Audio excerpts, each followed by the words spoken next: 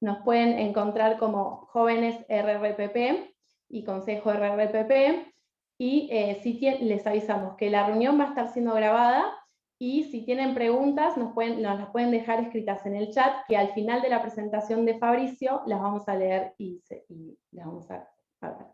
Así que bueno, le cedo la palabra a Fabricio. Fabricio, bienvenido, muchas gracias por estar hoy con nosotros.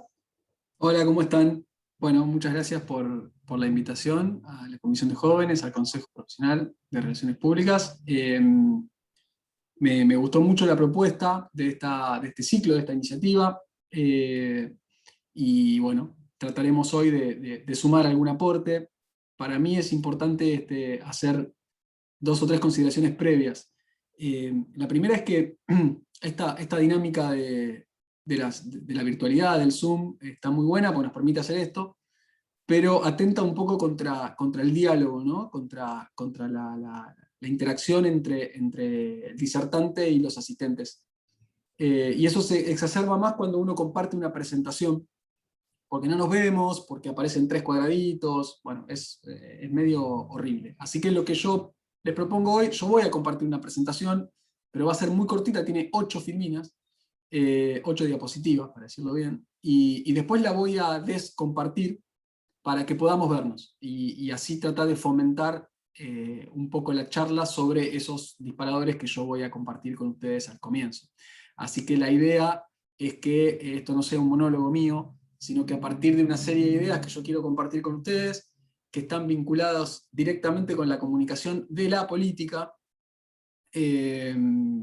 podamos compartir experiencias desde lo profesional, desde lo ciudadano, porque digamos, todos nosotros somos votantes, todos nosotros somos consumidores de esa comunicación que hoy vamos a analizar un poco, y además muchos de ustedes seguramente serán también productores o personas a las que por lo menos les interesa empezar a trabajar de esto o vincularse de alguna manera con este aspecto de la profesión. Así que yo los invito a que compartamos ahora una pequeña presentación, pero después conversemos. Me gusta la idea de que podamos hacerlo interactivo, porque si no se vuelve un poco aburrido. Bueno, yo lo que voy a necesitar, Paula, no sé si vos sos la anfitriona, es que me dejen compartir pantalla. Ya tenés el permiso. Qué eficiente que sos, ¿eh? Muchas gracias. Muy amable. Bien. ¿Están viendo ahí una presentación? Sí, se ve perfecto. Vamos a ponerla ahí. Yo titulé a esta introducción 8 segundos de magia, porque el título tiene una explicación. No es que vamos a hablar de magia, sino que vamos a hablar de la comunicación de la política, y hago esta aclaración entre comunicación de la política y no comunicación política, porque es casi un tema epistemológico, digamos, ¿no? Es decir, toda comunicación es política. No hay posibilidad de la utilización del lenguaje o la utilización de las herramientas del lenguaje sin una intencionalidad política. Manifiesta o no manifiesta, más o menos clara, más o menos confusa, voluntaria o involuntaria, pero siempre de alguna manera que nosotros utilizamos las herramientas que nos provee nuestro lenguaje, estamos generando una intermediación. Esa intermediación entre las palabras y las cosas, diría Foucault, tiene una connotación política. Y por eso a mí me gusta hablar de la comunicación de la política y no de comunicación política, porque toda comunicación es política. ¿Y por qué la cuestión de los 8 segundos de magia? Les voy a explicar el título con esa actitud y esa cara de Alberto. El título proviene de una falsa cita de un estudio que hizo Microsoft hace unos años, hace 3 o 4 años, en donde decía que en los últimos 15 años, podríamos ahora agregar este tiempo que pasó, decir en los últimos 20 años, las personas habían perdido su capacidad de prestar atención de 15 segundos a 8 segundos. Es decir, todo lo que podía ofrecer una persona navegando sobre todo por internet y consumiendo medios digitales eran hace 20 años 15 segundos de atención, y eso había bajado prácticamente a la mitad en el último tiempo.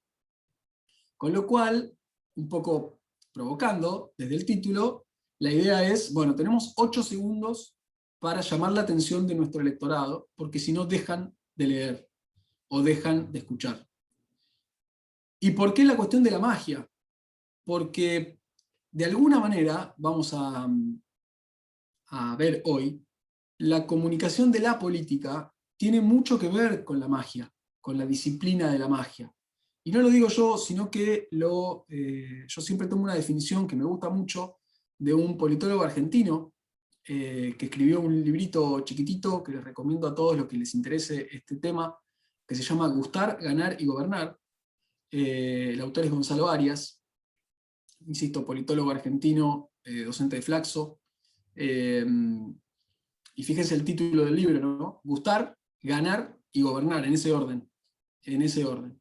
Y para gustar, lo primero que hay que tener en claro es que el fenómeno de la percepción y el fenómeno de la captación de la atención es central en la comunicación de la política. Dice nuestro autor, la magia, al igual que la comunicación política, se encuentra íntimamente ligada a los fenómenos de percepción y atención.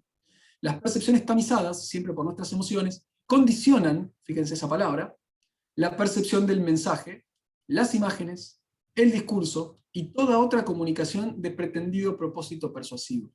Esta definición, chiquitita, de un párrafo, para que nosotros nos situemos sobre cuál es la materia en la que hoy vamos a hablar, tiene múltiples ideas interesantes.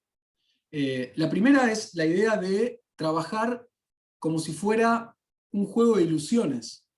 Es decir, nuestra materia de trabajo, digo los que nos dedicamos a esto, y muchos de ustedes después me contarán si también se dedican o les gustaría dedicarse, tiene mucho que ver con la materia no es la realidad, sino las percepciones de la realidad. Es decir, nosotros no somos ejecutores de políticas públicas, no somos gobernantes en sí mismos, es decir, nosotros ayudamos o trabajamos para, pero no somos eso. Por lo tanto, nuestro rol no es el de trabajar realidades, sino el de trabajar percepciones. Y como tales, esas percepciones, ustedes saben, son susceptibles de ser construidas. Yo puedo, incluso ante un fenómeno muy negativo, como puede llegar a ser, por ejemplo, la pandemia, para poner un ejemplo que nos contiene a todos, yo puedo sobre ese hecho absolutamente negativo generar percepciones positivas. El presidente de la nación, Argentina, y muchos otros líderes del mundo lo saben muy bien. Su pico de imagen positiva y de percepción positiva de la gestión de Alberto Fernández fue en el peor momento de la pandemia, el comienzo. Digo en el peor momento porque la gente no estaba acostumbrada, no por la cantidad de casos, ¿no? Sino porque no estaba acostumbrada, porque era innovador, era completamente disruptivo, nadie sabía qué iba a pasar, había mucha incertidumbre, y en ese momento se produce el famoso fenómeno del abrazo a la bandera, en donde el presidente toma su pico de imagen positiva. Eso, ustedes saben, es absolutamente volátil, porque la percepción de las personas es volátil. Entonces, la construcción sostenida de esas percepciones y de esa captación de atención es lo que puede lograr que eso se cristalice en una acción. Y esa acción, todos los que trabajamos en comunicación política, la acción que buscamos es el voto, sobre todo en una campaña electoral. Detalle que vamos a hablar en un rato. Pero fíjense la segunda parte de la definición de Arias, y él dice, las percepciones, tamizadas siempre por nuestras emociones, condicionan, y subrayo esta palabra, no dice influyen, son importantes, se destacan, no, dice condicionan la percepción del mensaje, las imágenes, el discurso y toda otra comunicación de pretendido sentido persuasivo, o propósito persuasivo. Si yo quiero convencer, si yo quiero llegar a mi electorado, que es un público absolutamente indescifrable, completamente volátil, ya lo vamos a ir viendo a medida que charlemos un poco, lo que tengo que entender es que yo no puedo tratar de transformar realidades que no está a mi alcance transformar. Es decir, no puedo venir a prometer que yo voy a terminar con la pandemia, o que yo voy a vacunar a 20 millones de personas en 15 días. Yo no puedo prometer eso, primero porque es una campaña de muy corto plazo, y segundo porque ustedes, si han estudiado comunicación, saben, la mentira tiene patas cortas, digamos, ¿no? Es decir, el vuelo de la mentira es relativamente corto, con lo cual inmediatamente se va a contrastar mi intención de generar una percepción positiva de mí, se va a contrastar con la realidad. Y la realidad siempre va a triunfar, porque en definitiva, esta vieja idea de Nietzsche de que no existen hechos sino interpretaciones, tiene sus bemoles, por decirlo de alguna forma, ¿no? Los hechos existen e influyen. Mi trabajo es, te digo, el de cualquier consultor, el de cualquiera de ustedes que le interese este tema, es trabajar en percepciones que condicionen un mensaje. No que condicionen la realidad, sino que condicionen un mensaje. Y esto, que a veces es tan sencillo de decir, muchas veces en el fragor de la lucha es difícil de lograr. Porque uno tiende todo el tiempo a tratar de ajustar la realidad a lo que uno pretende. Y en realidad lo que hay que hacer es intentar desviar la percepción y la atención hacia donde yo quiero, no transformar la realidad, que son cosas distintas. En todo caso, el que tiene que transformar la realidad es mi cliente, que es el que va a gobernar. Ahora, ¿por qué pasan estas cosas? Digo, esto de la enorme preponderancia que tiene la comunicación de la política. Hoy es una disciplina que para muchos de ustedes será una salida laboral. Hoy la política profesional no puede entenderse sin una buena comunicación asociada. Después podemos discutir qué porcentaje de importancia tiene la comunicación en la política. Muchos consideran, y lo vamos a charlar ahora, muchos consideran que es una preponderancia absolutamente incuestionable. Es decir, la comunicación es central en, por ejemplo, un proceso electoral.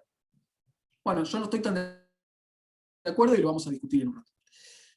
Pero ¿por qué ocurre esto de que la comunicación y la política se han relacionado de una manera tal que de alguna manera terminan confundiéndose?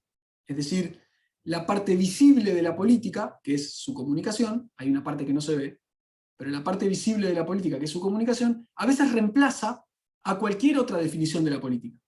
Es decir, termina reemplazando la idea de que la política transforma realidades, de que la política es la articulación de intereses, de que la política sirve para, como decía Alfonsín, para comer, para educar, ¿no? Se come, se cura y se educa, y para curar.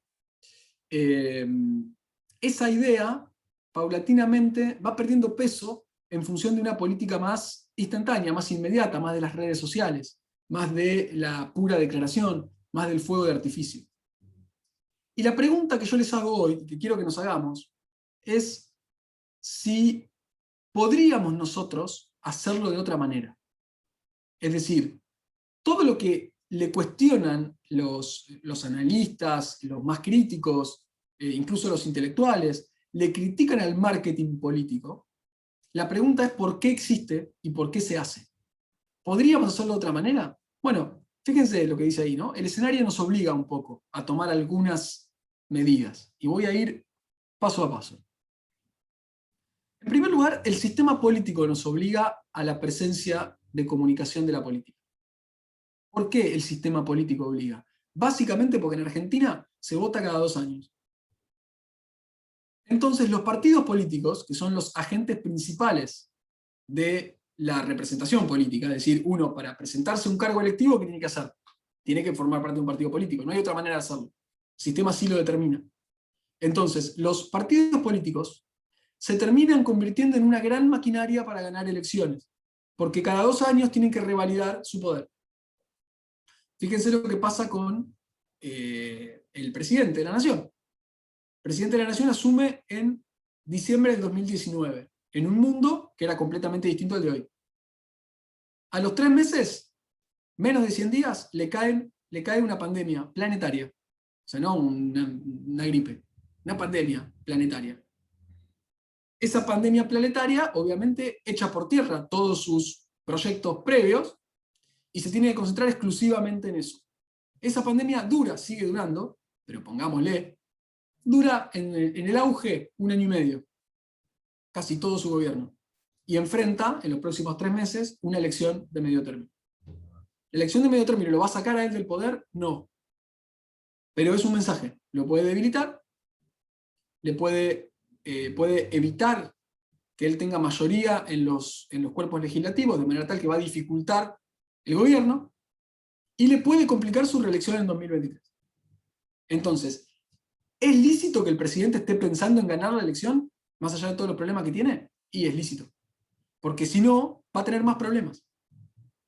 ¿Se entiende? El sistema político nos obliga a estar todo el tiempo pensando en elecciones. Porque si no ganas la elección, te vas a tu casa. Y lo que es peor para los partidos políticos, te gobierna el de enfrente. Con todo lo que eso implica. ¿Qué otra cosa nos obliga? La profesionalización de la comunicación.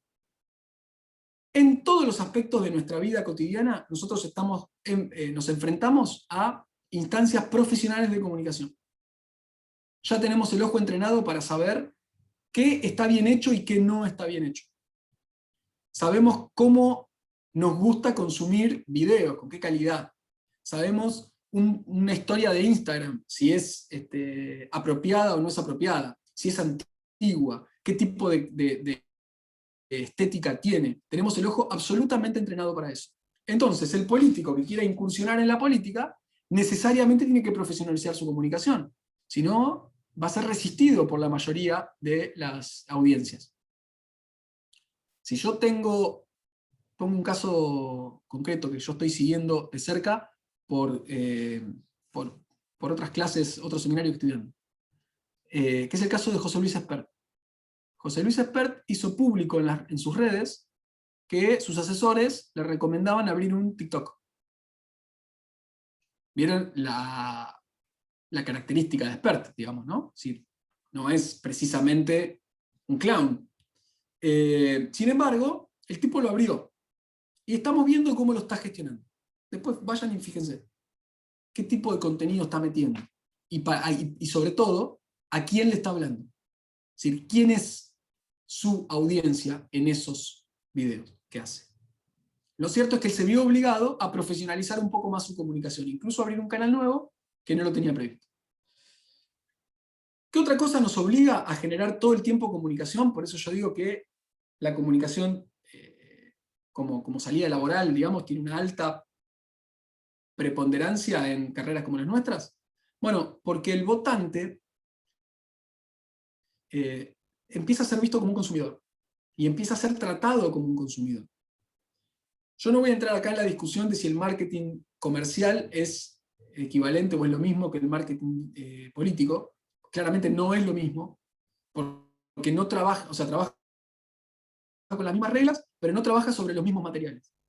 Pero lo cierto es que el votante alejado de temas de interés público, no le interesan mucho, cuesta cada vez más que le interesen, no tiene información de relevancia, le da lo mismo una información que otra, puede tranquilamente aceptar como válida una fake news y no tiene problemas con eso.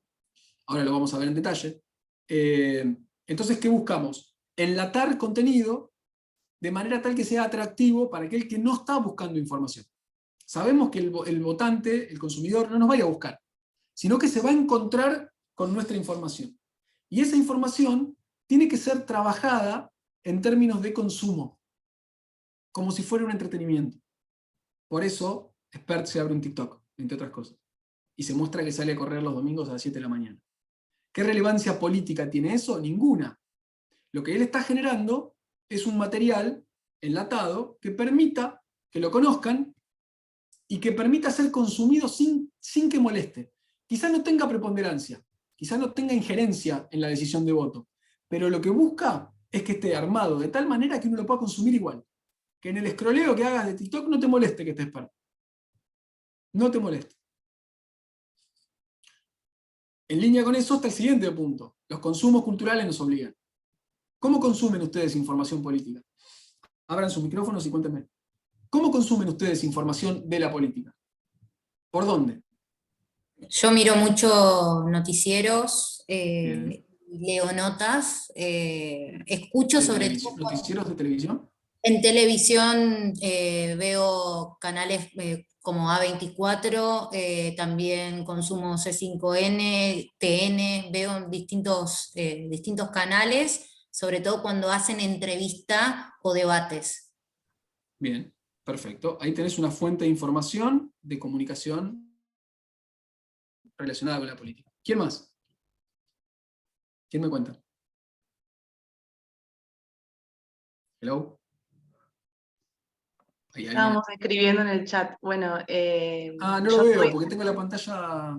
yo por Twitter y agrupaciones que tengan páginas de Instagram. Muy bien. Redes sociales, básicamente, las podemos meter todas en la misma bolsa. Sí. Perfecto. Redes, tenemos ahí la televisión, las redes. ¿Alguna nota dijeron ahí? Leo alguna que otra nota, de algún portal, supongo.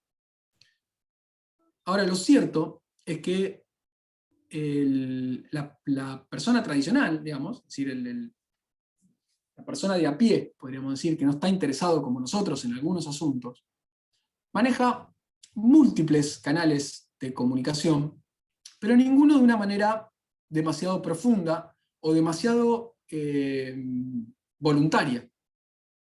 Son muy pocas las veces que uno va a un portal, pone www.a24.com y ve lo que dice la homepage y entra a las distintas notas y se queda un rato ahí, una hora leyendo. Son muy pocas las veces, nosotros quizás lo hacemos, pero no es lo habitual. El consumo cultural de noticias es básicamente intencional. ¿En qué consiste esto? Que te llega, digamos, ¿no? Es decir,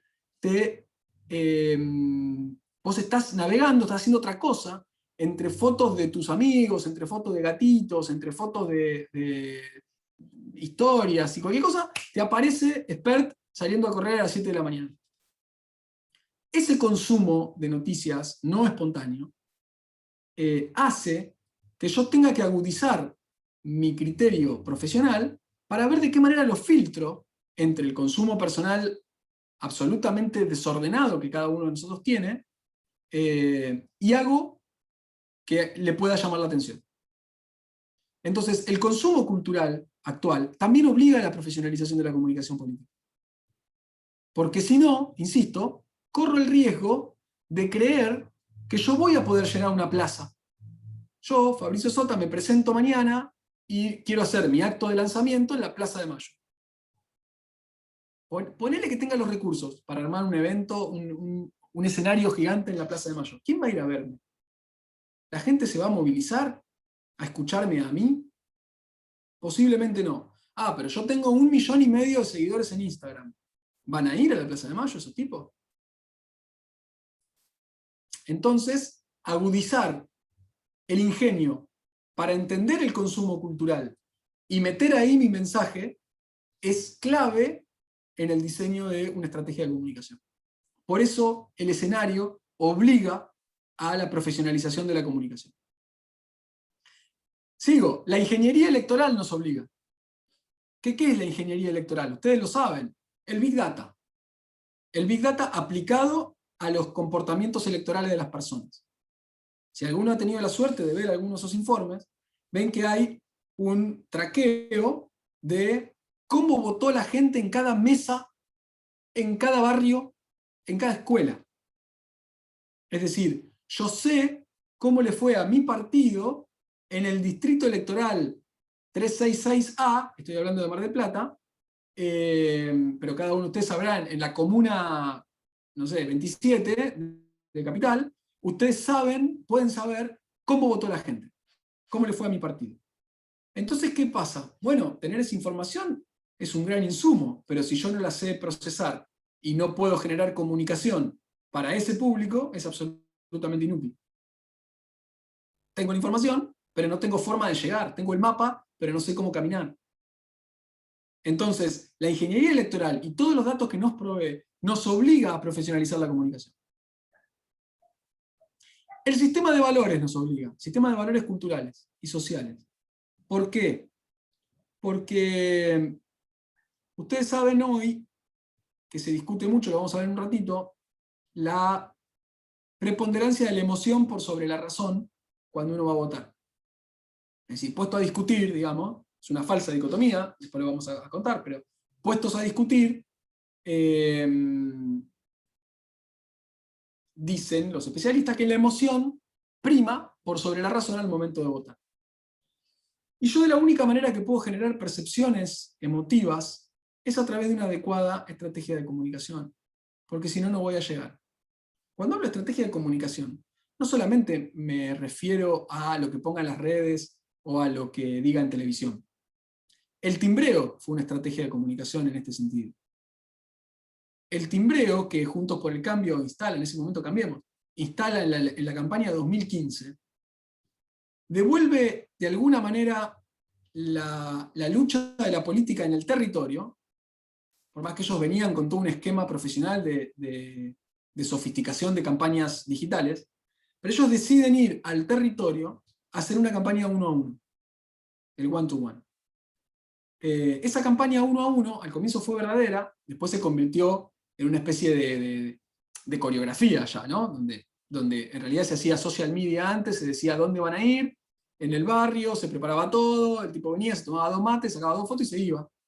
Pero al principio esa campaña del mano a mano estaba apuntada a la horizontalidad entre el político y el votante. Es decir, somos lo mismo. Nosotros estamos juntos. De hecho, era el leitmotiv de campaña. La horizontalidad tiene que ver con un valor social. Esta idea de que ya yo no acepto ya ni lo que me dicen los médicos, porque total, a mí no me parece. Si no, pero vos tenés que usar barbijo, tenés que lavarte las manos, y no tenés que salir después de las 8 de la noche. No, para mí no. ¿Cómo para vos no? Y no sé. Yo quiero salir a las 8 de la noche, salgo a las 8 de la noche. No me importa si me lo dice el presidente, el papa, el infectólogo o quien sea. Bueno, esa idea de este juego entre horizontales es un insumo que nosotros comunicadores tenemos que entender. El líder pontificador, el que levanta el dedo y te dice lo que tenés que hacer, no funciona. No funciona en tu casa, no funciona con tu médico, no funciona con el político. Y por último, el factor simbólico obliga. La disputa de la política hoy es una disputa simbólica, porque no hay discurso político. Es decir, no hay plataformas de campaña. Yo no sé, no escucho que nadie me cuente lo que va a hacer con la política exterior, con lo que va a hacer con la economía, lo que va a hacer con el desarrollo social, con el medio ambiente. Si nadie habla de nada. Todo el mundo habla de una disputa simbólica de las emociones. Y eso no es ni más ni menos que una estrategia comunicacional. Así que, fíjense el panorama que tenemos. Todo eso nos obliga a trabajar profesionalmente la comunicación. Así que si ustedes quieren dedicarse a eso, van a tener trabajo por mucho tiempo. Van a tener trabajo por mucho tiempo. Ahora bien, todo eso tiene consecuencias. Y acá empiezan algunos problemas. Porque también, digamos, lo que la industria de la comunicación va generando, también de alguna manera, como siempre, se vuelve en contra. Entonces tenemos que tener algunos reparos, o al menos estar atentos a algunas cosas. Las voy a decir rápido para no extenderme demasiado. En primer lugar es esta dicotomía falsa que yo mencionaba hace un rato entre la razón y la emoción. Estamos todos convencidos de que el votante vota por emociones. Entonces, ¿para qué le vamos a decir algo sensato? Bueno, un error. Si ustedes se ponen a mirar y analizar discursos, hay como 2 grandes tipos de líderes, ¿no?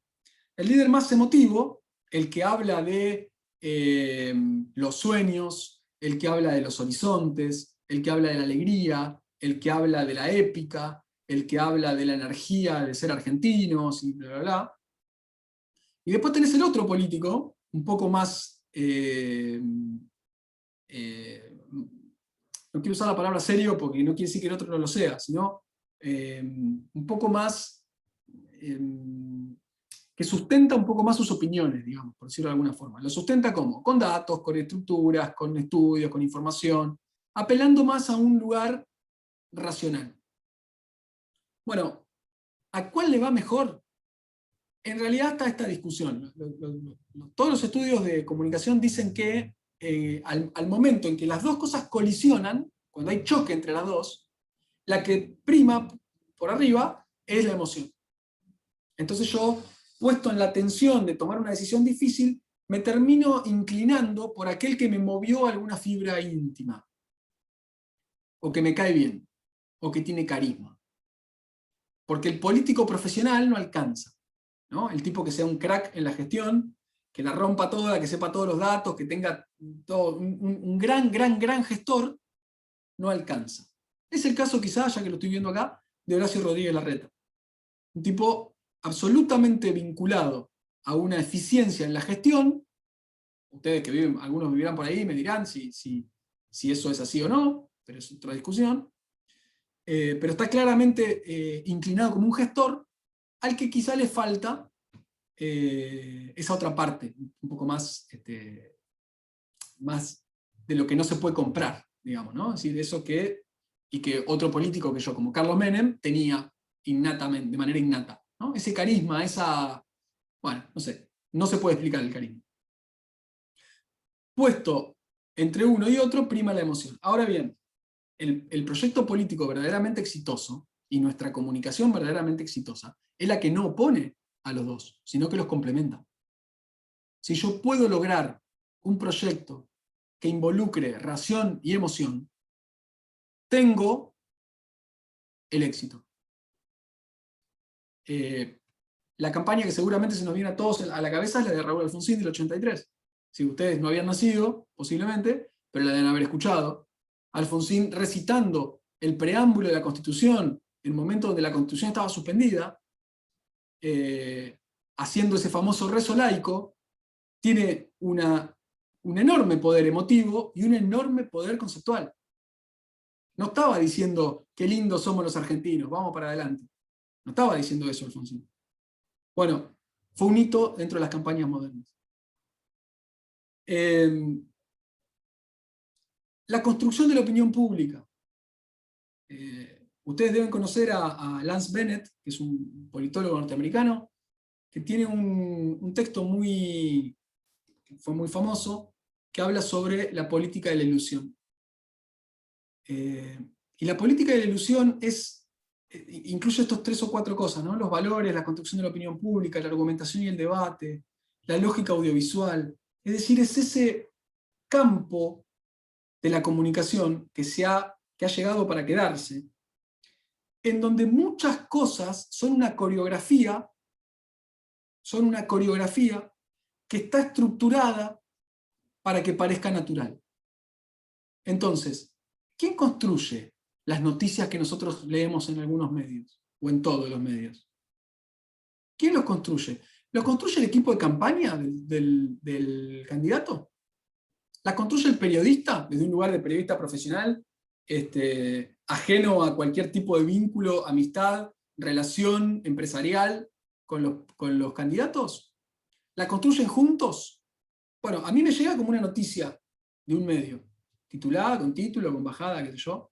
Hay muchísimas de esas notas que nosotros leemos que son producidas por los equipos de los políticos. Entrevistas enteras que no son reales. Los dueños de los medios juegan, conocemos todos la disputa entre el kirchnerismo y Clarín, y Manieto particularmente.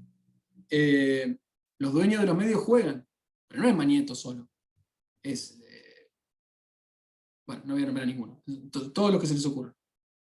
Cada uno juega también. Entonces, ¿quién construye esa política de la ilusión? En donde la opinión pública parece ser algo emergente que no tiene ninguna vinculación con nada. Entonces salimos a tomar encuestas y las encuestas cada vez pifian más. ¿Y por qué pifiarán más? Bueno, porque quizá ya no haya algo que se llame opinión pública. No sé. Quizá las modificaciones entre el sistema de medios, las modificaciones de las redes, las modificaciones de la ingeniería electoral, todo lo que vimos hace un rato, está influyendo sobre el concepto de opinión pública. Entonces ya no lo podemos medir. Las noticias, ¿quién las construye? No lo sabemos. No lo sabemos con detalle. A veces nos parece una operación, a veces nos parece periodismo profesional, a veces confiamos en alguien, a veces no confiamos. Las fake news, que todos sabemos que hay, un montón. Bueno, son un problema mucho más complejo que la mentira. Porque no se trata solamente de quién produce, se trata de quién consume y replica. Es decir, quien produce con una lógica particular.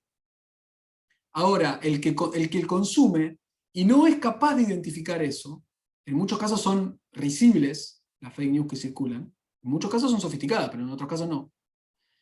Y no es por incapacidad, en muchos casos, sino porque, como decía Charles Peirce, aquellos que han estudiado semiótica, es mucho más fácil perseverar en una idea previa, en un preconcepto, que generar un pensamiento nuevo. Y las fake news enganchan específicamente con ese modo de consumir. Entonces lo que hay es escaso o nulo interés por la verdad. No es un problema de quien produce, también es un problema de quien consume, al que no le importa si lo que está consumiendo es mentira o verdad. No le importa. Mientras, de alguna manera, lo tranquilice en algún otro aspecto. Y no hay demanda ni interés por asuntos públicos. Un problema que tenemos todos los que nos dedicamos a esto es ¿de qué hablamos? Ahora, por ejemplo, piensen en este... Voy a descompartir la pantalla y después vamos a ir a estas últimas preguntas al final. Pero así nos vemos un poco.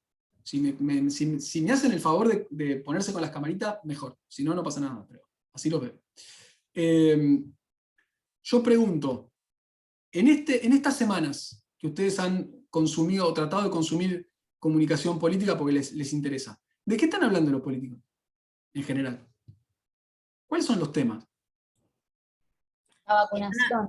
Perdón. La vacunación, decía... Por ejemplo, de que Alberto está ocupado o está preocupado por las futuras elecciones, o al menos eso estuve viendo hoy, como que ya está pensando en la campaña, aunque a mi criterio la campaña siempre es permanente. Y también otro de los temas que siempre está en boca ahora es el tema de las vacunas, que eso sigue estando. Bien, vacunas, campaña electoral, digamos, en modo rosca, digamos, ¿no? O sea, no hay todavía una elección de temas o estrategias comunicacionales para salir a decir algo sobre el tema. Pandemia sigue siendo un tema, digamos, ¿no? En general, ahí podemos meter vacunas, números de muertos, etc. Dani dice inflación. También, perdón, me acabo de acordar de otro tema, que están hablando de cómo desde la oposición están convocando artistas para sumar a las listas, que eso también lo estuve viendo en resúmenes de noticias. Elecciones. Modo electoral, modo rosca. Ahora, lo cierto es que un político, que como bien dijo Agustina recién, tiene una campaña electoral que dura un mes y medio, pero tiene una campaña permanente de instalación de su propia percepción, de cómo lo perciben los demás, es decir, su imagen. Y eso es permanente. Es decir, hoy con las redes, ya no está más el político que habla con su electorado cada 2 años. Hay un político que tiene que ir generando permanentemente una presencia, por decirlo de alguna forma sencilla. Ahora bien, generar una presencia en un tiempo como este nos impone una complejidad, que es ¿de qué le hablamos a la gente? ¿De qué le hablamos a la gente? Porque yo, ponele, si soy, no sé, Larreta, y hago una obra como la del Paseo del Bajo, ¿no? Creo que fue una obra, digo, para los que viven ahí, fue una obra muy grande, muy importante. Bueno, yo puedo hacer, obviamente, comunicación de eso, lo puedo mostrar gestión, pero la verdad es que la gente está pensando en otra cosa, tiene otros problemas, no encaja con su estructura emocional, incluso aquello que es muy bueno, como puede llegar a ser una obra de esa naturaleza. Imagínate si saco de la galera un proyecto en el que estoy hablando sobre que, no sé, quiero preservar la fauna de la reserva de acá del puerto de acá de Mar del Plata. La verdad que los medios me lo van a cubrir, porque, bueno, son amigos en algunos casos, pero no le importa a nadie. sinceramente, no le importa a nadie.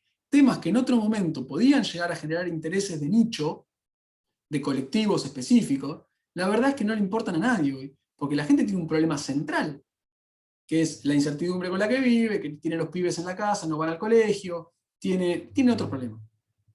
Entonces no está prestando atención a eso. Ya habitualmente no presta atención, ahora tampoco. Entonces la pregunta que yo les hago, para ver si alguno tiene alguna experiencia o vio algo que quiera comentar, o le parece interesante, me parece interesante hacer alguna reflexión, es si es posible hacer otra cosa. Todos estamos cansados del marketing político, digo, porque lo acusamos de que vacía de sentido a la política, de que son, como decían de Macri, ¿no? Son globitos amarillos, el bailecito del final de las campañas, no sé, el TikTok de Larreta, el TikTok de Expert. Es decir, estamos todos medio cansados de eso. Ahora, la pregunta que yo les hago a ustedes que laburan de esto o están interesados en esto, ¿piensan que es posible hacer otra cosa? ¿Están dadas las condiciones para hacer otra cosa? ¿Están dadas las condiciones para que yo haga una plataforma de gobierno asesorada por los líderes del mundo, los más exitosos del planeta, como hizo, no sé, en su momento Sergio Massa, que trajo acá a Giuliani, el que había terminado con la inseguridad en Nueva York, y trajo acá, hizo reuniones, o traemos a, no sé, el gurú del paisajismo. ¿Hay margen para contar eso? ¿O es mejor seguir diciendo sí se puede? ¿Qué se puede? Hacer que no importa, se puede. ¿Cómo lo ven? Ah, le compliqué. ¿Qué pensás? ¿Que iban a venir a escucharme a mí nada más? No, piensen, vamos. ¿Qué se puede hacer? ¿Se puede hacer algo? Para mí, al menos esto mi opinión personal, yo creo que lo que debiera hacer cada bloque es realmente trabajar en lo que son las propuestas de políticas públicas, en las presentaciones ante el Congreso, de legislaciones sobre problemáticas que tiene la población en general, porque la manera de gobernar no es solamente sacar, como dicen, no es solamente sacar DNU, y tampoco es estar en las redes sociales haciendo videitos y demás cuestiones. El tema es que eso, legislen, que hagan proyectos, que propongan, que debatan. Creo que falta eso, debate, porque después los ves a los políticos mientras están sesionando, que están también dando notas en un medio, en la tele, que eso lo he visto durante todo 2020 y también sucede Sí, ahora sí. con esto de la virtualidad. Sí. Te pregunto, Agustina, ¿qué edad tenés vos? 27 años. 27, o sea, ya votaste varias veces. Mi primera votación fue en 2013. Ahí está, mirá, 10 años de voto prácticamente. O sea que votaste 2013, 2015. 2013 fueron para la renovación de la Cámara de Diputados. Claro. Y Senadores. Legislativa 2013, presidente 2015, legislativa 2017, presidente 2019. Me acuerdo porque estuve internada y después no pude votar en la definitiva. Fui a las PASO y no pude votar después porque estaba internada. Bueno, pero digamos, mi pregunta venía en función de cuántas veces vos votaste o inclinó tu voto el rol legislativo de fulano de tal. Bueno, lo que vos comentabas antes de esto de las emociones y demás cuestiones, yo creo que en 2015 me dejé llevar por las emociones cuando voté. 2013, yo al menos, y no tengo problema de decirlo, yo creo que hay que buscar una diferenciación de bancas, que haya distintas propuestas, por lo tanto yo corto boleta para que haya representación de todos los partidos, porque no sirve que esté todo el PRO, que esté todos juntos por el cambio, o el Frente de Todos, o obviamente el FIT no tiene gran representación, entonces yo busco que haya una representación lo más... nunca va a ser pareja, pero que haya de todos los partidos, porque si no hay un dogmatismo que se puede ver si están todos de los mismos partidos. Pero como te digo, yo que sí, el voto se viene por muchas cuestiones. También está hay que ver cuánta información tiene la gente, cuánto se ocupa de informarse respecto a los políticos que hoy en día están presentándose en las listas. Bueno, ese punto es clave, porque el tema funciona así. Uno puede hablar de esto como ciudadano y decir lo que vos estás diciendo, que me parece muy bien, es decir, y yo tengo que saber qué va a hacer el tipo con el medio ambiente. Yo quiero sentarme a escucharlo y que me cuente cuáles son sus 5 proyectos más importantes, esas preguntas del periodismo allá al final de las campañas electorales. Dicen, bueno, doctor, usted gana las elecciones, dígame las primeras 2 medidas que toma. Y la verdad que el tipo no tiene ni idea. ¿Sí? No tiene ni idea de lo que va a hacer. ¿Por qué? Porque no está pensando en eso. Porque no tiene su cabeza ahí. Tiene su cabeza en dominar la estructura para poder ganar la elección. Porque si no se domina la estructura, te vas a tu casa. Yo no digo que esté ni bien ni mal, lo que digo es el rol que nosotros tenemos como consultores políticos. Vos asesorás a una persona. Yo el otro día tuve la oportunidad de entrevistar a Mario Riorda, que ustedes lo conocen todos seguramente. Mario es un especialista del tema, sabe un montón, ha asesorado un montón de campañas. Yo le hice una entrevista el otro día. Y charlando de esto, de esta misma situación, de qué se puede hacer, de cuáles son los cambios, él a mí me dijo, mira, me dice, yo le podría decir a los candidatos hoy que, bueno, que dejemos de lado la grieta, que avancemos en contenido electoral o de política pública profundo, que hablemos de la capacidad. Pero la verdad dice que al final de cuentas, si yo quiero asesorarlo y asesorarlo de una manera realista, es decir, ya no hablando como ciudadano, sino como asesor político, lo que yo le tengo que decir es que tiene que simplificar el escenario. Decir, ellos son los malos, yo soy el bueno, y punto. ¿Sí? Ellos se robaron el país, conmigo esto no va a pasar. Ellos mataron a 80.000 personas con la pandemia porque la gerenciaron mal, conmigo esto no va a pasar. En el 2009, Francisco de Narváez, ¿es ello o vos? Punto. Se terminó. No hay nada que explicar. Entonces, en definitiva, todo este escenario nos plantea un problema de audiencias también. Es decir, ¿qué estamos nosotros dispuestos a escuchar para generar nuestro voto? O nuestro voto ya es algo que está definido desde el comienzo, y la campaña lo que hace, de alguna manera, es reforzarlo, o sea, que no moleste. Digo, bueno, lo que me está diciendo está bien, no me molesta.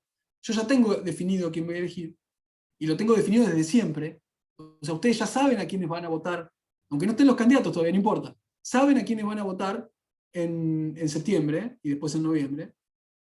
O la campaña es la que los termina de convencer. Hay varias versiones, hay varios modelos de campaña, ¿no? La campaña informativa, esa campaña que efectivamente trata de torcer el voto, o en general las campañas están pensadas para lo que Durán Barba llama el voto blando. Es decir, ese voto que, vieron que Durán Barba tiene una clasificación muy sencilla del votante. El voto duro, el voto blando, el voto posible y el voto imposible. ¿Sí? El voto duro mío es el que ya está. O sea, ¿para qué le voy a hablar? Si ya lo tengo. Haga lo que haga, me va a votar. Son cada vez menos, pero están. El voto orgánico, digamos. Después tengo el voto blando, que el voto blando es al que yo le caigo bien, pero que por ahí me puedo ir, porque no termina de cerrarme el candidato, digamos. Entonces, estoy ahí, es un voto que es perdible. ¿Se entiende? Después está el voto posible. El voto posible es el voto blando del otro candidato, el que yo le puedo robar al otro candidato, el que hoy está buscando una fuerza como la de Randazzo, por ejemplo. Ese es el voto blando del peronismo. ¿Por qué? Porque y a Alberto le cae bien, pero con Cristina por ahí chisporrotea, a Cristina le cae mal, pero lo vota Alberto igual, porque todavía cree en el voto orgánico, cree en el peronismo, no le gustan los de enfrente, pero ese voto se puede ir. Y después está el voto imposible, que es el que yo no voy a tener nunca. Haga lo que haga, no voy a tener nunca. Entonces, en general, las campañas electorales están pensadas para ese voto blando, el mío y el de enfrente. Es ese que te define la elección. Entonces, ¿cómo le hablo yo a ese voto blando? Le hablo con proyectos electorales, le digo, bueno, lo que vamos a hacer con el impuesto a las ganancias, vamos a bajar el 3,7 del impuesto subrogante 33 que usted está pagando, 1,27, ya está, no te escuché más, no te entiendo, no me importa. Le pasó al gobierno, generó una buena noticia con el impuesto a la ganancia, no lo puede contar, no lo entiende nadie. Nosotros que pagamos ganancias tampoco lo entendemos, entonces la verdad que no... Bueno, ¿cómo le hablo a esta gente? Entonces voy a volver a compartir la pantalla para ir cerrando, porque ya vengo 1 hora y no les quiero robar mucho tiempo. Voy a volver a compartir esto y voy a ir a las preguntas que yo considero que hay que hacerle al marketing político o a la comunicación de la política. Ahí está. Algunas preguntas como para... No vamos a generar las respuestas hoy, pero sí creo que es adecuado que nosotros le empecemos a hacer estas preguntas a nuestra disciplina. La primera es, ¿qué también le hace el marketing a las necesidades de la democracia? No a las necesidades del candidato. La necesidad del candidato ya sabemos que le hace bien, por todo lo que explicamos recién. No hay manera de evitarlo. Entonces, al candidato le conviene. Ahora, nosotros ya puestos en tren ciudadano, ¿le hace bien también a la democracia como sistema? ¿La estamos enriqueciendo o la estamos pauperizando de alguna manera? Segunda pregunta. ¿Cuáles son los condicionamientos internos de la comunicación que se suman y hasta condicionan una contienda electoral? Quiero decir, la comunicación de la política, en muchos casos, ¿puede más que la política? Un candidato como Miguel del Cel, por poner un nombre que conocemos todos, ¿está ahí por razones políticas o por razones comunicacionales? Un candidato como Facundo Manes, que está ahora viendo si se presenta o no en el radicalismo, ¿está ahí por razones políticas o está ahí por razones comunicacionales? O las dos. Bueno, cualquiera de los dos que gane va a tener una banca en el Congreso. Lo que decía Agustín hace un rato. O sea, va a estar ahí gestionando de alguna manera nuestro porvenir. Bueno, para pensarlo. No tengo nada contra ninguno de los dos, claro. El marketing termina favoreciendo a una industria, que es la propia industria de la comunicación. Esto no es una pregunta, es una afirmación. Es decir, muchas veces creamos necesidades del marketing político que lo que hacen es alimentar necesidades de marketing político. ¿Se entiende? Y en muchos casos eso se impregna a la política. Es decir, empiezan a ser un matrimonio que no los podemos dividir. Por eso, en muchos casos, la política se circunscribe solamente a lo que se ve. Eso es lo que creemos nosotros, los votantes. La política es lo que se ve. Y la verdad es que no. Y eso tiene que ver con el siguiente punto. Una democracia como la que tenemos hoy se parece más a una democracia de candidatos y no una democracia de ideas. Una democracia incluso hasta de frentes partidarios. Hoy, como yo les decía hace un rato, puede ser que ustedes ya tengan definido a quién van a votar, sin tener idea de quiénes son los candidatos todavía. Porque votan en contra de, o a favor de, o votan algo completamente distinto. Es una democracia de partidos, es una democracia de frentes, no es una democracia de ideas. Por lo tanto, genera una democracia sin ciudadanos. Es decir, sin nosotros mismos que le reclamamos a los políticos ese compromiso de representación que tenemos. Porque la verdad que, miren, esta semana que se habló tanto de quién se va a presentar en la provincia de Buenos Aires, en los dos casos, ¿no? En los dos frentes mayoritarios, uno dice, bueno, no, va a ser Vidal no quiere, entonces bueno, que venga Bullrich no, que venga Santilli, no, Santilli no, que venga Jorge Macri, no, tampoco no, que venga Fernanda Raberta, no, que venga Randazzo, no, que venga Monzó, qué sé yo, nombres, de todo el arco político. Y la verdad es que nadie se pregunta, digo, el ciudadano, ¿qué tienen para aportar esos tipos a la provincia de Buenos Aires? ¿Es lo mismo que sea uno que sea otro? ¿Cuál es el compromiso de representación que tiene conmigo X, X o Y? ¿Cuál es? Nosotros no se lo demandamos a los ciudadanos, a los políticos, por lo tanto, el marketing no tiene por qué preocuparse por eso. Últimas 4 cositas para pensar. el marketing político y lo que habitualmente llamamos compol, ¿no? La comunicación de la política, son ecosistemas que tienen unas reglas propias, digamos, ¿no? Y esas reglas son tan relevantes a nivel social, es decir, están tan instaladas en la sociedad, que subsumieron al discurso político.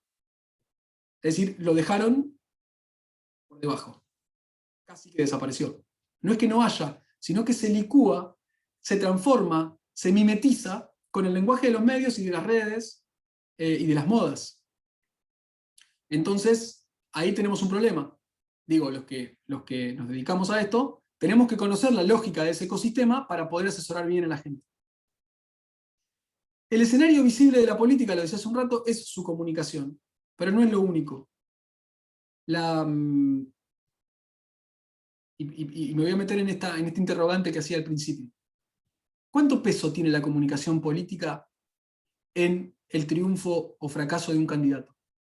La verdad, esto lo digo entre nosotros, ¿no? Que no se sepa mucho, y lo digo ustedes porque son especialistas en esto. La verdad es que el peso es relativamente inferior al peso que tiene el dominio de la estructura.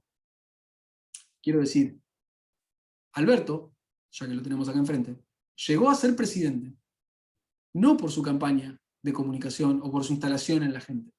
Llegó a ser presidente por un firulete de la estructura. Él estaba preparado, estaba listo para gobernar, la estructura lo acompañó, llegó a ser presidente. Todos los presidentes anteriores, vamos para atrás, ninguno estaba en el escenario antes de los últimos meses, antes de la presentación de listas. O sea, nadie sabía que Néstor Kirchner iba a ser presidente, nadie sabía, lo de Cristina es distinto, porque es una continuidad, y un año antes, miento, en marzo, la coalición gobernante de 2015, o sea, cambiemos, no existía, en marzo del 2015, en diciembre era en gobierno. Entonces, bueno, ojo, porque la comunicación política es un aspecto, una parte visible de la política, pero atrás de eso hay una estructura que hay que dominar para llegar. Y después viene el resto. Decía hace un ratito, hay que entender la lógica de los medios para entender la lógica de la política en las democracias contemporáneas. Casi que no se pueden separar una de otra. Pero, y este es el mensaje que yo les quiero dar hoy, esto no tiene que, digamos, todas estas reflexiones que yo planteo, estas preguntas que yo hago, en realidad tienen que ver para que nosotros seamos capaces de conocer el campo en el que nos movemos para poder producir bien. Y producir bien nos va a poder permitir cambiar algunas cosas que están mal y poder disputar con herramientas la escena simbólica. Es decir, conocer para poder producir, porque si tiramos piedras desde enfrente no vamos a lograr nada. Producir bien para cambiar, para tratar de cambiar lo que se pueda cambiar. Y ese cambio solamente es posible si nosotros estamos en condiciones de disputar nuestra escena simbólica en la política de hoy.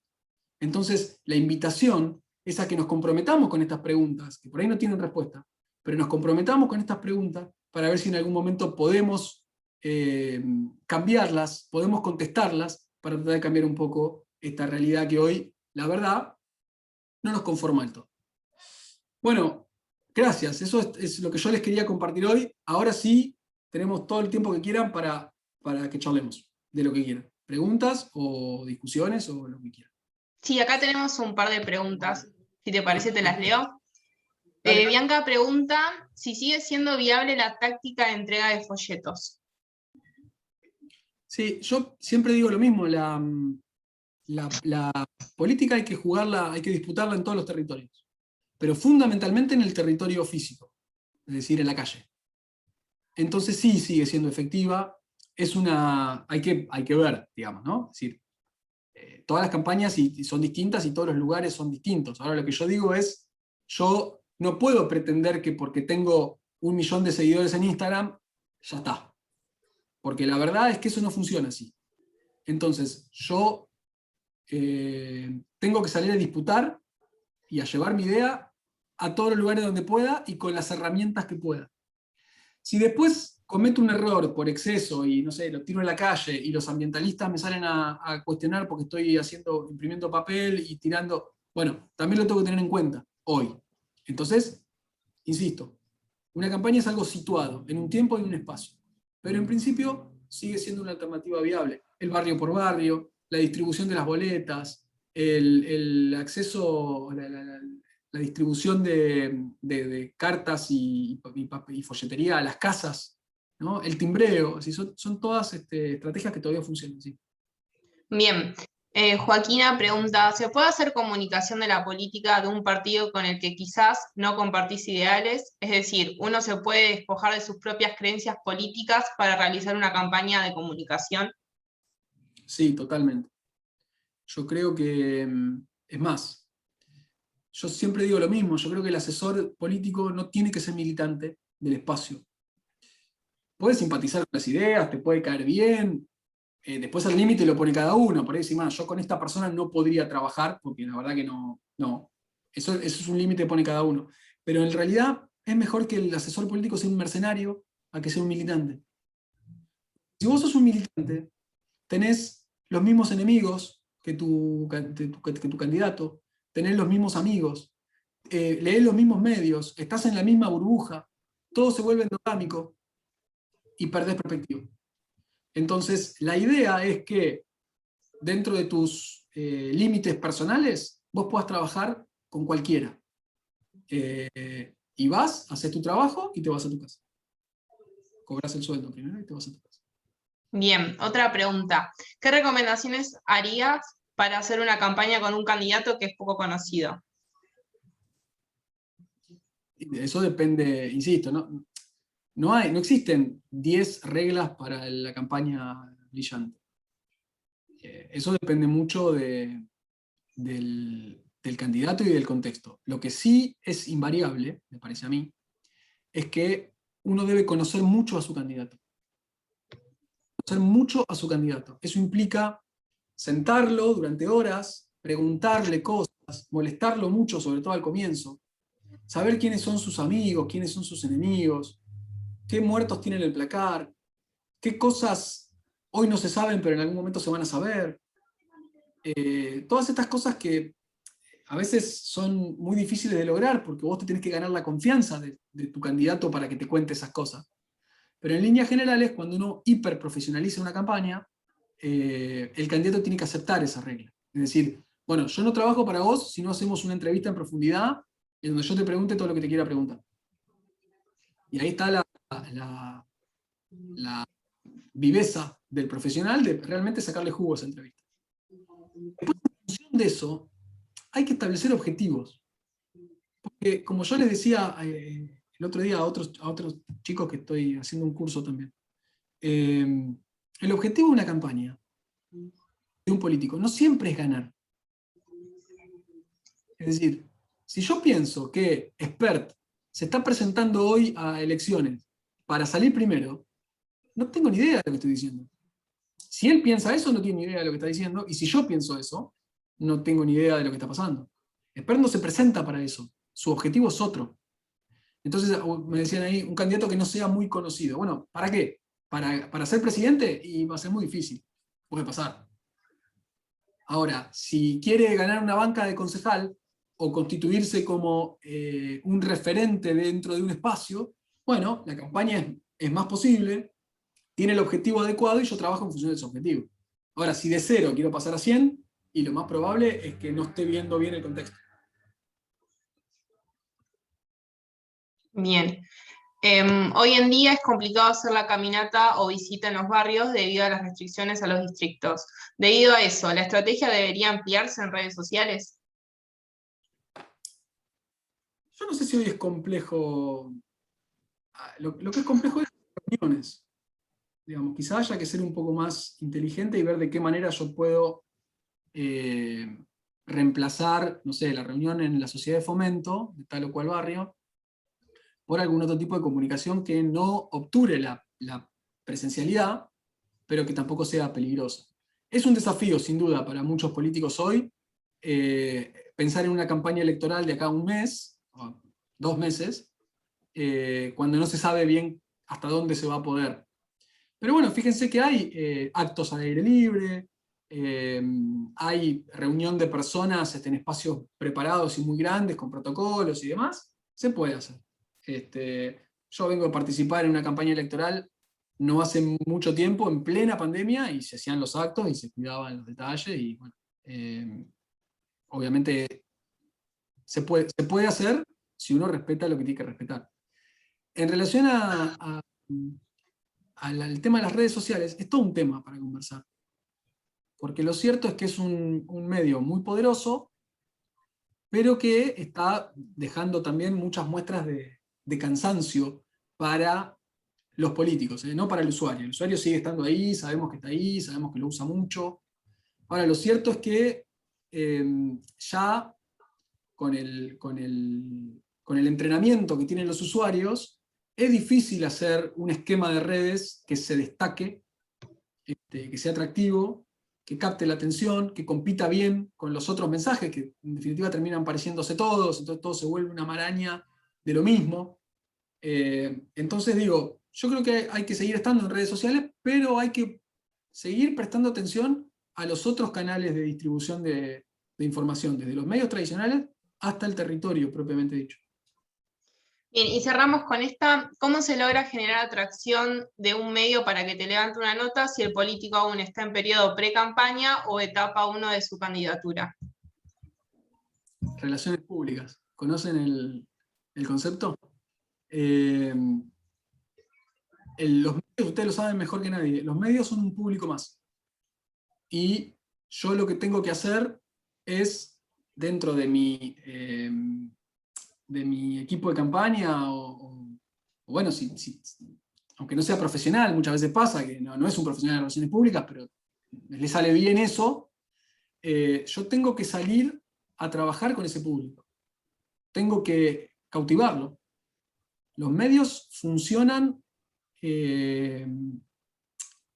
digamos, hay un problema habitual con la política y los medios, que es que en general la política se acuerda de los medios cuando los necesita, les empieza a pedir cosas, y los medios, en general, si hay un buen vínculo y si está todo bien, bueno, sí, yo cuando vos me necesitas estoy. Estoy una vez, estoy dos, estoy tres, pero llega un momento que yo te necesito también. O sea, necesito que inviertas, necesito que me des contenido bueno, necesito que me des alguna primicia. Hoy ya eso no existe más, pero bueno, ponele. Digo, si no sé, está la interna de Cambiemos que estalla por los aires y ya se define el candidato, yo lo puedo filtrar gentilmente al medio y decir, che, mira, te doy la posta, ¿sabes qué? Va a ser Jorge Macri. Todo eso hay que trabajarlo. En los lugares más pequeños, yo he trabajado en campañas en pueblos chiquititos, de 18.000, 20.000, 30.000 habitantes. Ahí hay un problema mayor porque la parte de profesionalización de los medios no está. Es decir, no es que vos decís, bueno, yo me siento con el gerente comercial a contratar un paquete de segundos y ahí me garantizo que el periodista estrella me entreviste y lo replique en las redes sociales. Todo ese esquema no está. No existe eso. Entonces yo ahí tengo que ir, obviamente siempre funciona la pauta, siempre funciona, hay que poner plata. Pero lo mismo que hago yo lo hace el que está enfrente, en un pueblo chico. En lugares ya más profesionales, ahí sí está el recurso de sentarse y profesionalizar la relación con el medio. Entonces yo me siento, mi asesor en relaciones públicas, mi asesor en comunicación, o mi jefe de campaña, quien sea, se puede sentar con el gerente, se puede sentar con el gerente comercial, puede decir, che, mira, yo tengo este proyecto, me gustaría que vos nos acompañe, bueno, ¿cómo lo hacemos? Bueno, el medio pedirá algo, yo estaré en condiciones de dárselo, y voy generando la relación. Y en momentos de no campaña, acuérdense siempre de esto, en momentos de no campaña, ese vínculo hay que trabajarlo más que nunca. El vínculo con el periodista, hay que llamar al periodista y charlar con él, y los periodistas tienen algo que yo siempre comento que no es propio del periodismo, pero que es de muchas profesiones, pero son vanidosos. Es decir, tienen un alto grado de vanidad.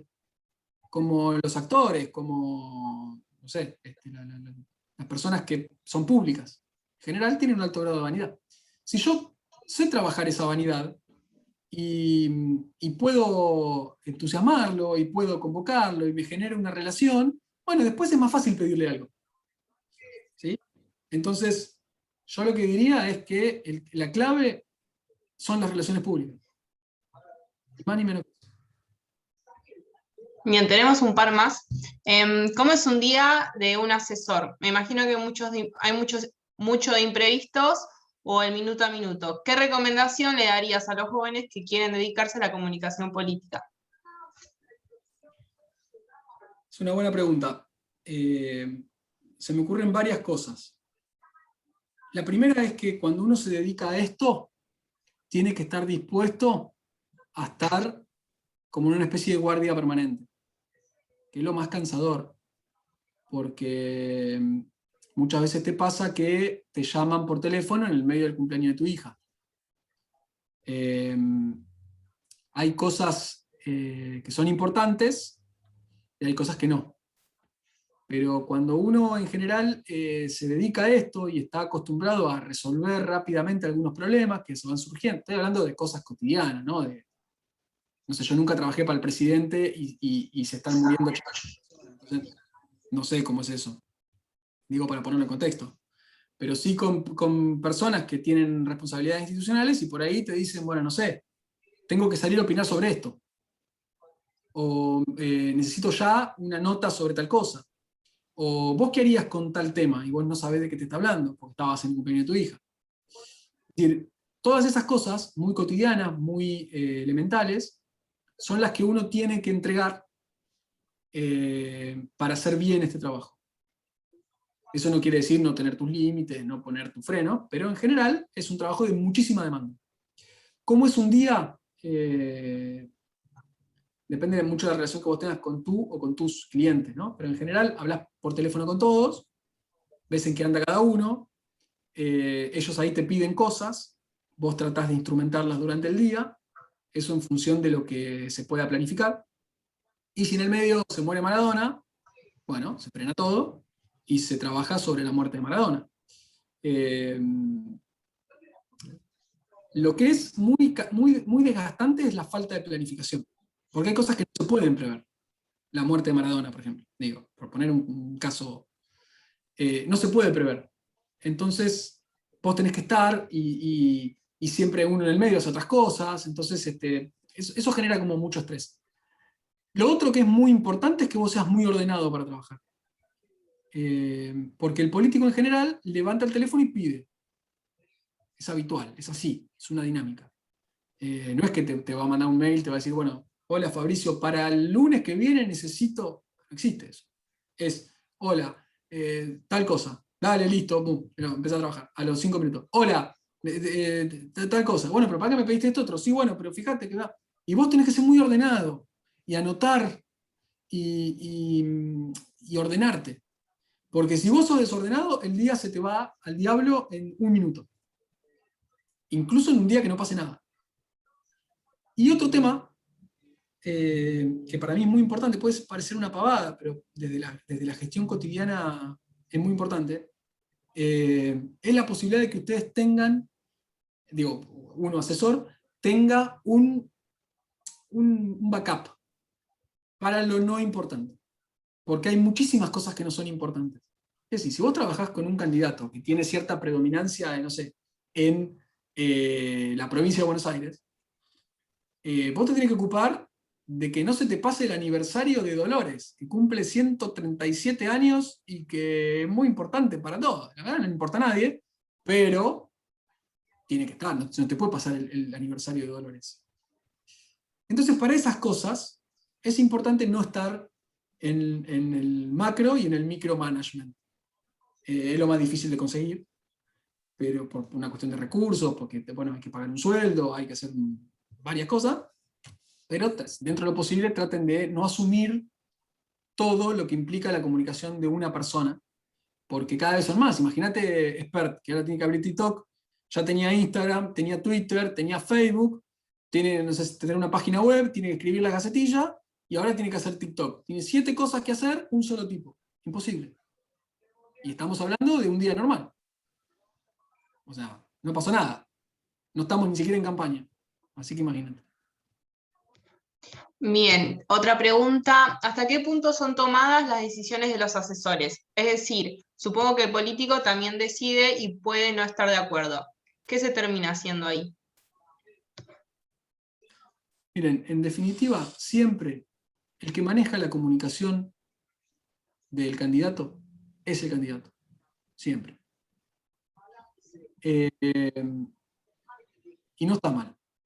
Lo que uno puede hacer es explicar, es tratar de torcer alguna decisión que para uno sea incómoda y tiene que tener sus fundamentos profesionales y bien fundamentados. Pero en definitiva el nombre que se pone en juego es el de él, o el de ella.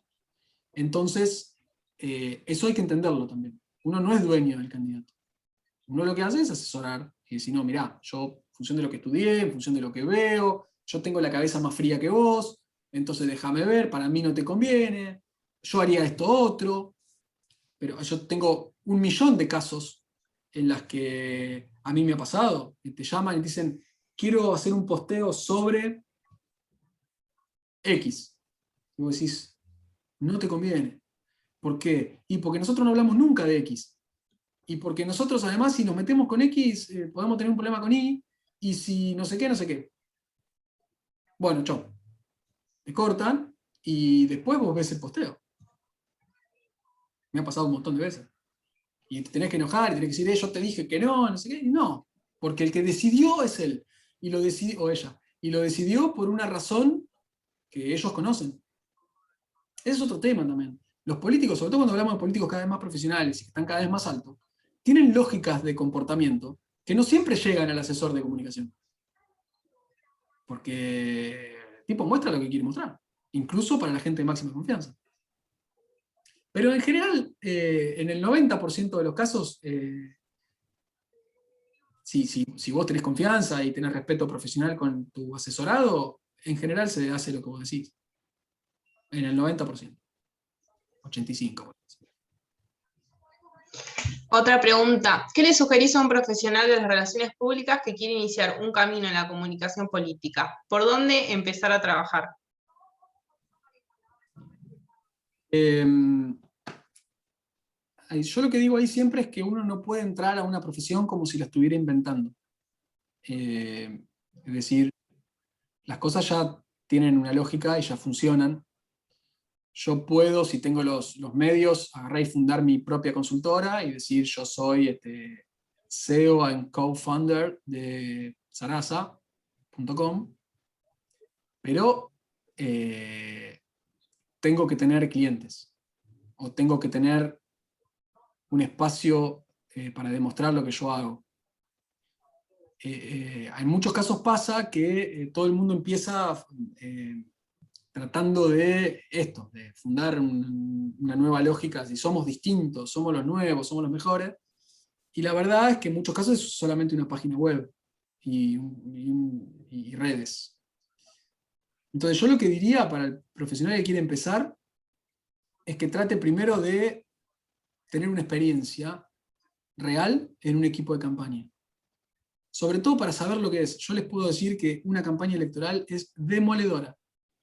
No solamente para el candidato, para todo el equipo. Es insoportable. Te tiene que gustar mucho, pero es demoledora. Son 30, 40 días en donde no hay otra cosa. Entonces, me parece que un buen principio es tratar de acercarse a algún espacio profesional o político, por ahí tienen alguna afinidad política, no es lo ideal, pero digamos, si bueno, yo tengo un amigo que es candidato, ¿me dejás participar como meritorio? ¿No? El famoso, el tipo que va a mirar, a ver cómo se hace, y por ahí en algún momento, de tanto mirar, se le ocurre algo y lo puede proponer, y yo creo mucho en eso, en el semillero. Entonces me parece que ese es un espacio. Antes de ser CEO y co-founder de una empresa, que está muy bien,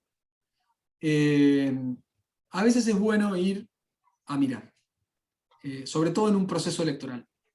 A veces es difícil llegar a los equipos de campaña, pero en muchos casos los equipos de campaña necesitan gente, porque están todos demolidos. Entonces, ahí se puede articular una buena idea. Entonces, si conocen a gente que se dedica a esto de manera profesional, acérquense, digan, che, a mí me interesa, puedo participar, sí, mirá, no tengo plata, no importa. Si aparece la plata, después va a aparecer. Siempre la plata aparece. Yo tengo un amigo que quiero mucho que siempre me decía eso. En algún momento la plata aparece. Así que me da la sensación que ese es un camino, digamos, posible. Y el otro es, bueno, si tienen la suerte de estar muy cerca de un candidato y que los contrate directamente y hacer sus primeros pasos, bueno, háganlo, anímense. Puede pasar. A veces pasa, siempre hay una primera vez para algo, pero si esa primera vez los agarra en un espacio más de aprendizaje que de tratar de venir a revolucionar el mundo, me parece que puede ser más efectivo. Bien, Gianfranco comenta, pero sí es real de que lo partidario juega un papel fundamental, por lo menos para ingresar o acercarte de alguna forma. ¿Para ser candidato, decís, o para trabajar en el espacio? ¿Qué tal? ¿Cómo les va? No, yo lo planteo desde el Hola, lugar Gil. de como profesional de las relaciones públicas o en o querer empezar o entrar o vincularte de alguna forma, por lo menos desde mi experiencia o mi vivencia, que he compartido varios equipos de gestión, desde la interna, perdón, o sea, desde lo que es estar trabajando dentro del equipo, siempre se está buscando, se está viendo personas que estén afines o no te voy a decir que salgan a llevar la boleta a tocar timbre por la vereda, pero sí hay una cierta afinidad o un acercamiento. Desde algún lado surge y viene, lo partidario está muy marcado. No se dice o no es políticamente quizás correcto decirlo a grosso modo, pero en un momento, una de las preguntas más arriba también hablaron de que si era complejo o desde qué lugar uno podía, si no era afín a un partido, cómo armar esa campaña política. Y por lo menos yo, desde mi experiencia en la política, o sea, es complejo. Yo sé que deberíamos ser como súper profesionales o apolíticos y tomarlo como si fuese un cliente, así como tomamos una empresa o una marca, es real, pero en la política juega ahí me parece, desde mi lugar, ojo, o por lo poco que conozco, Sí, hay una situación... sí, le juega al profesional y le juega al partido también. El tema ahí es la confianza. Sí, tal cual. Necesito ir a los actos y aplaudir a mi candidato para asesorarlo bien. Es más, hay mercados muy chicos, digamos, ¿no? Pero en los mercados más grandes, ¿ustedes piensan que Durán Barba trabajó solamente para Macri? O sea, claramente no. ¿Tiene afinidad con Macri? Tiene afinidad personal, pero eso no le impide trabajar con Sergio Massa. Entonces, a esto voy a decir, a nosotros nos tienen que contratar por lo que nosotros tenemos para aportar profesionalmente, no políticamente. Si además tenemos intereses políticos, bueno, perfecto. Es decir, yo no podría tener un cargo de representativo nunca en mi vida. O sea, creo que, y está quedando grabado esto, nunca voy a ser candidato a nada porque no lo podría resistir. Ahora, eso puede significar que yo asesore un día al partido A y otro día al partido B. Y sí, no pasa nada. Es difícil, ¿eh? Yo no digo que es difícil porque además quienes hacen eso son los grandes nombres. Claro, yo lo planteaba en una instancia de comienzo, de inicio, cómo te acercás o cómo empezás a trabajar con un concejal o en alguna sí, dirección, en alguna sí, institución o dentro sí. de yo trabajo en la gestión cultural y, no sé, a empezar a relacionarte con algún espacio, un museo, un espacio cultural, hay muchos, podés o no, pero siempre vas, por lo menos ese acercamiento inicial, ojo, en el lugar que estamos nosotros, quizás hoy. No, que Estas nada te primeras impide, personas... nada te impide tener una afinidad, o tener a alguien conocido, o tener un amigo. Lo que no digo que haya que hacer es militancia, porque de alguna manera desnaturaliza nuestro rol. Claro, Yo tengo con un montón de colegas que eligen el camino de la militancia y se hacen amigos del candidato y después viajan juntos. Y, está bien, es un camino que para mí te limita profesionalmente, no te amplía, te limita. Pero, y la verdad que cada vez más, y esto es una buena noticia, los candidatos y los equipos entienden que necesitan profesionalizar la comunicación. Todavía no saben bien cómo, todavía no saben bien qué pedir en muchos casos, pero entienden que ya mi prima que maneja las redes sociales no existe más, mi sobrina que es amiga del periodista tal maneja los medios, no existe más, de a poquito todo eso no existe más, en determinados niveles donde hay recursos, ¿no? Porque una campaña sale un montón de plata. y uno es un costo más. Y más si además, bueno, si vos tenés una agencia que además le resolvés a la persona las redes sociales, le resolvés los videos, le resolvés un montón de cosas, es una cosa. Pero si vos sos vos solo, que vas con tu bolsito y bueno, va a costar, pero todas las campañas en algún momento necesitan gente. Todas. Elijan ustedes alguna que les guste, aunque que no les dé cosa trabajar con ellos, y acérquense. No se acerquen al candidato, no hace falta, acérquense al equipo de campaña. Si, che, ¿en qué te puedo ayudar? Yo quiero aprender. Y yo estoy seguro que los van a recibir.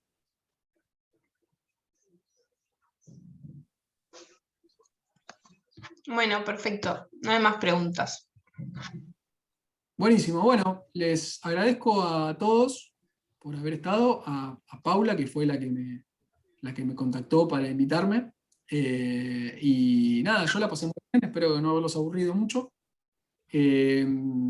Tienen mis redes y no los puse en ningún lado, pero bueno, me buscan ahí, me contactan por mail o por donde quieran. Y charlamos todas las veces que quieran, no tengo ningún problema. Bueno, gracias Fabricio por tu predisposición, por la charla que se nos repasó de hora porque se puso re interesante, así que te queremos agradecer y también a todos los participantes. Bueno, como les dije al principio, si quieren saber más novedades pueden seguirnos en nuestras redes, Jóvenes RRPP y Consejo RRPP, y Fabri creo que te etiquetamos, así que no te preocupes que tus redes están ahí también. Ahí están, dale, perfecto. Digo, pero para que me contacten por ahí, no pasa Muy nada. bien, te etiquetamos. Gracias a todos. Bueno, un abrazo grande. gracias, nos vemos.